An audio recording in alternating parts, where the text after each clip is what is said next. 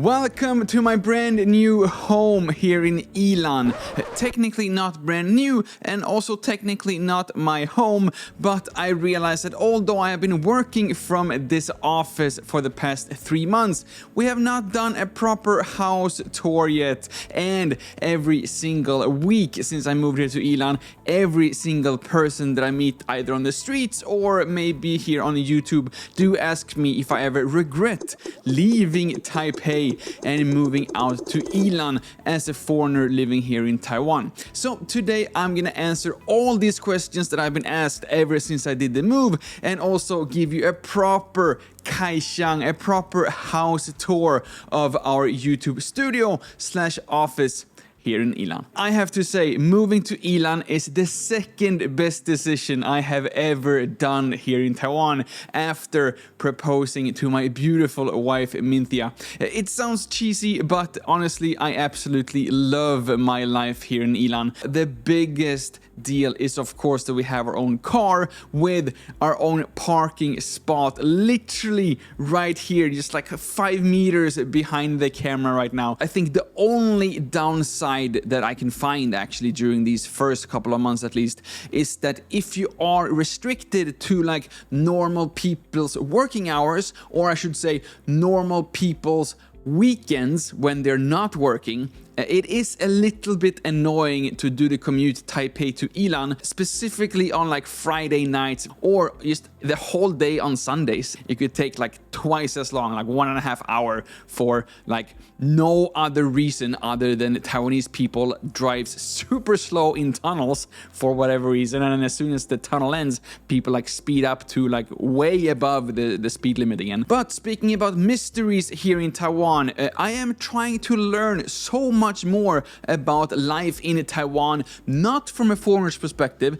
but from an actual Taiwanese. Because this room that you're seeing right now, this is actually only my office / YouTube studio, and we are staying at Minthia's parents' house, like my parent-in-laws. I have learned more things, or kind of, we're gonna get back to this in a second. I have more questions about Taiwanese culture during these first 3 months than I have ever had during my first 15 years. As an example, so we have been visiting quite a lot of temples recently, and I realized for the first time in 15 years of living here in Taiwan, Taiwanese people don't close their eyes when they pray. Or at least not like all of them, or at least not like most of them.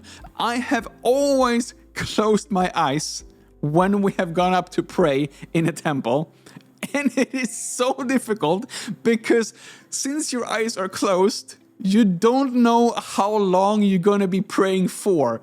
And if you pray too short, it feels like disrespectful. Like if everyone is planning to stand there for like a minute and you only stand there for like 10 seconds, you're like, oh no, I feel so bad that I didn't do the proper like 1 minute praying. But then on the other hand, if you end up standing like this, closing your eyes for 1 minute, everyone else is just like done doing a quick little nod and they're done after like 5-10 seconds. You look so stupid just standing there with your eyes closed. No one can really get in contact with you, and just eventually like lift like one eyelid just to see if everyone else is like still there. This is what I have been doing for 15 years here in Taiwan. But then we were like praying, and then like one of like Minthia's cousins or someone, they were like, why do you close your eyes when you pray? And I'm like, what do you mean? That's how you pray. But then I started to like look around, and there was like no one who were actually like closing their eyes while praying. And I don't know, like, is this a 50-50 thing? Do you close your eyes sometimes? I don't know. And then the second one has to do with the food, the snacks, or like the sacrifices that you're bringing to the temple, and then you're then giving to your ancestors / the gods. Still not even sure like where does the food end up. I'm saying food, but most of the time, 99% of the time, it's like snacks, and then we would like purposely go out and buy snacks for the purpose of praying, that we then have to eat because we bought it? Why is it always like snacks? As an example, I bought like a new computer for Minthia, which is like a big purchase in terms of like money. So my thought would be like, since we're buying this computer anyway, we could use that to pray with, and that would be like instead of buying snacks this week. I hope you understand what I'm trying to say. This is just me like genuinely asking. I haven't really been able to get like a good answer yet, and I do hope that you are willing to help an ignorant foreigner on how this actual process looks like. But with that said, the purpose for this video is not to teach me things about living here in Taiwan. It is to teach you about my brand new office and studio here in Yilan. So outside here, this little, not really a garden, but we do have some grass here at least, just to get a little bit extra of that Swedish touch. So it does feel like you're actually coming home, just like to my Swedish home with a huge garden. And my absolute favorite part with this entire area is this JOWUA car charger. You might have seen this in a previous video, but we do have our own Tesla charger from JOWUA, which means that our own parking spot right here turns into our own private gas station, or I guess electricity station. Everything is of course already set up on their app as well, so we just take this from the wall and then just plug this into the car every single day that we have the car here, and then JOWUA and the app will figure out if the car needs to be charged or not, and you can of course also schedule it so the car is always ready when we need it. And because of that, we have actually not been at the gas station, or not even the superchargers as they're called for electric vehicles, since we moved here. We did get everything installed by JOWUA as well. Super convenient. You do have a link down in the description if you do want to get this installed as well. And I have to say, if you have the opportunity to get one of these chargers installed at your own parking spot for your own electric car, just do it. It is so good. First of all, it's cheaper, and also you always have the car charged. You never have to go and spend a single minute waiting for the car to charge up. And yeah, it's absolutely great. I cannot recommend this enough. But with that said, I think it's time for us to actually opening the doors and show you the rest of this studio.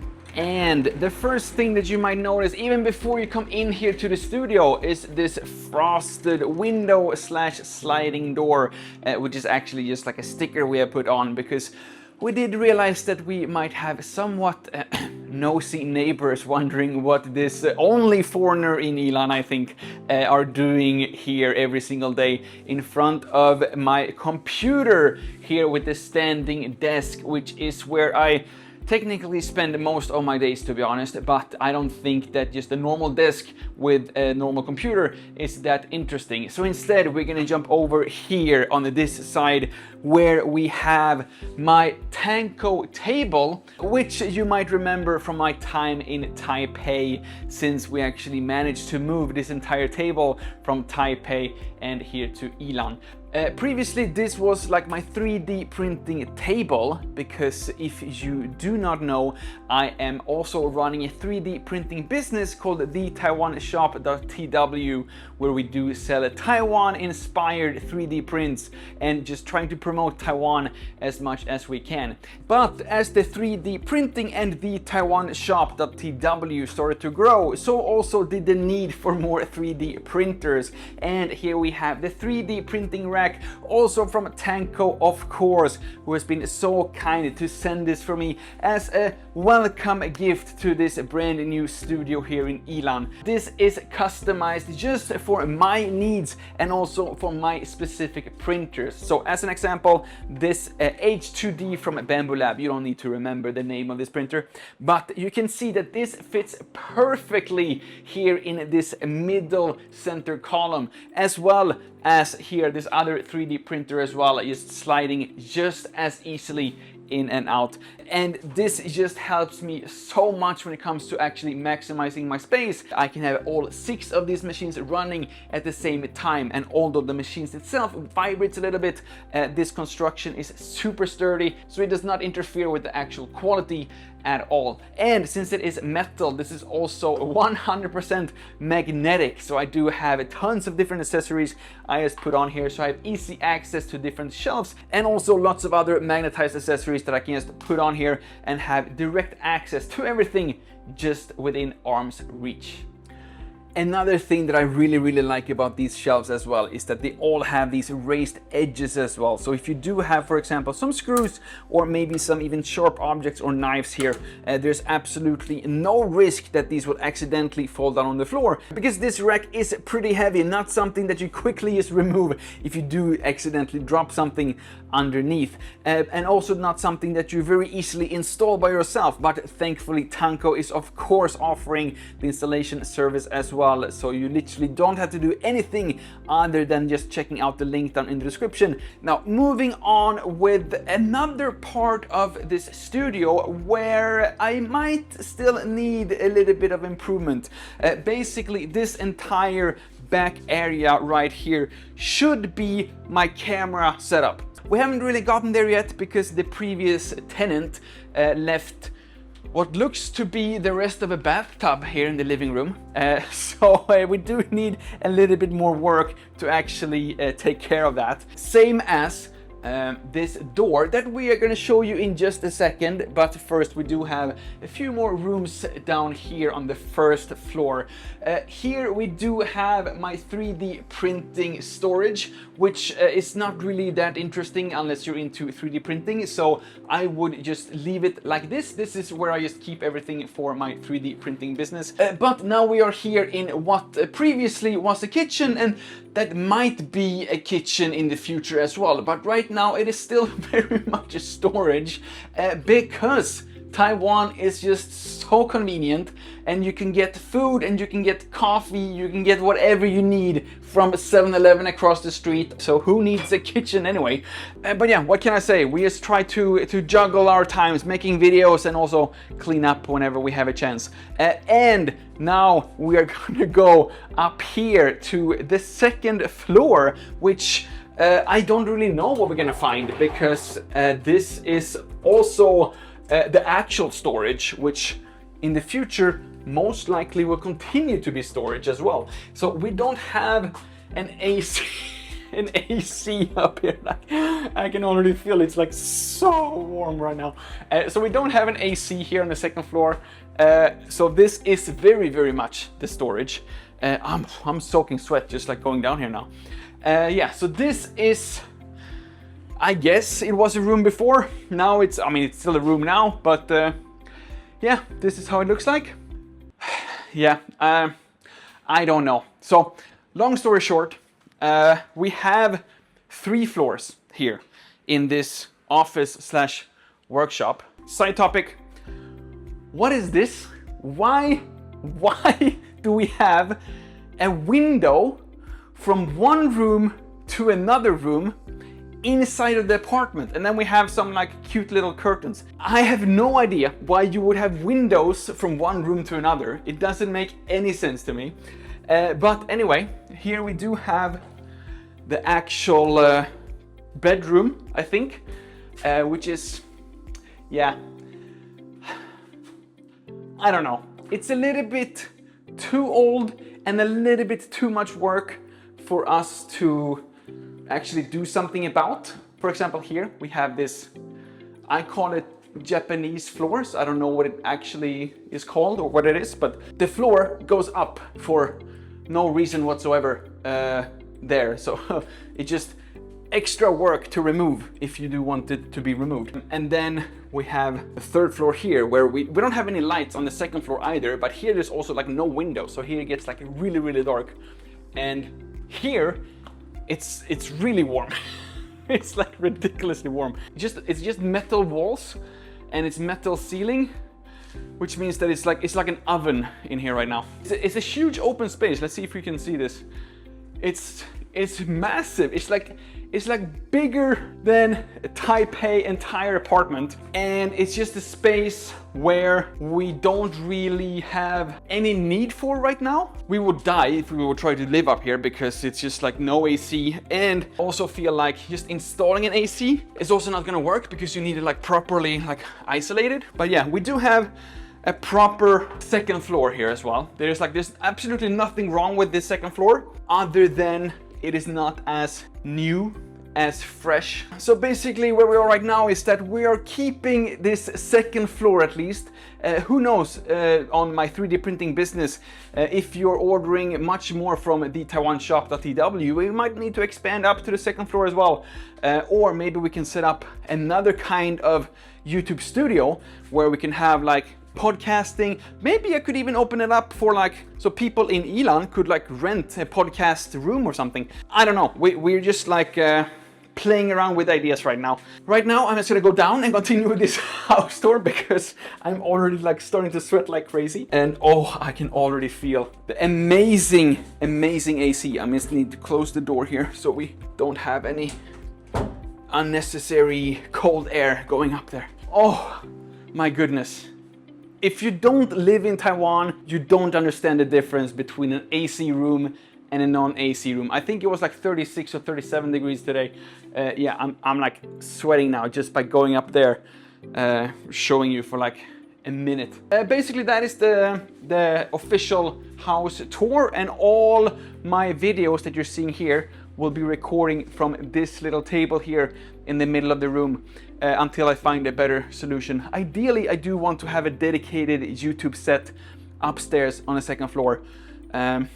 We'll see how that goes. It's just a lot more work. We'll see what happens, but we are extremely excited of living here in Yilan. And yeah, as I mentioned, we try to just go out and explore as much as possible. It's a completely new life. With that said, thank you all so much for watching this video. If you have any questions whatsoever, please do let me know. I'll be happy to share anything regarding living in Yilan or living in Taipei. And also, if you do have any tips or ideas of things that we should explore, things we should do along the East Coast, since I do need to represent the East Coast a little bit more, please also let me know by leaving a comment down below. Thank you all so much for watching. My name is Lukas. Starts with L as in like, ends with S as in subscribe. Please do both, and see you all in the next one.